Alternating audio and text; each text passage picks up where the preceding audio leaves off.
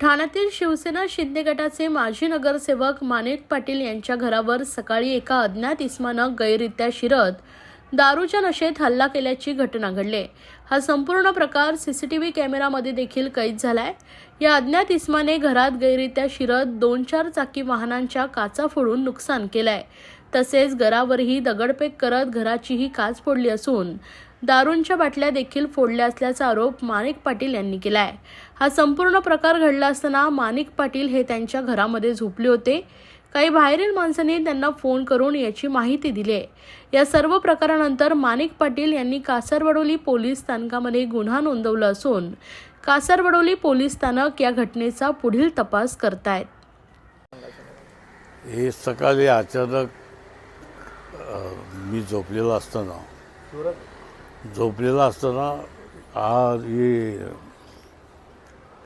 दुर्घटना घडलेली आहे आणि सामनेवाल्यांनी कशाबद्दल केलेलं आहे हे मला पण माहीत नाही।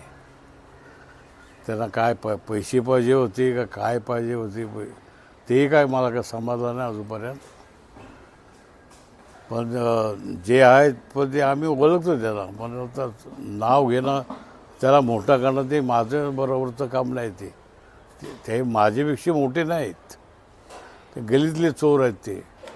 त्यांना मी जर माझ्या डोक्यावर घेतलं तर ते मला स्वतःला आवडणार नाही। साधारण किती जण होते ज्यांनी हल्ला केला आणि काय नेमका त्यांचा उद्देश होता? त्यांचा उद्देश होता का ते गाडीच्या काचच तर फोडलं, मी तर झोपलेलो होतो। दुसरं काय केलं ते काचा फोडल्यानं गेले। साधारण किती जण होते? 6 जण होते। त्या संदर्भात 6 नाही 4 5 लोक होते। पोलिसांकडे काय तक्रार वगैरे केली? हा, पोलीस ठाणा आपला कासारवडोली पोलीस स्टेशन।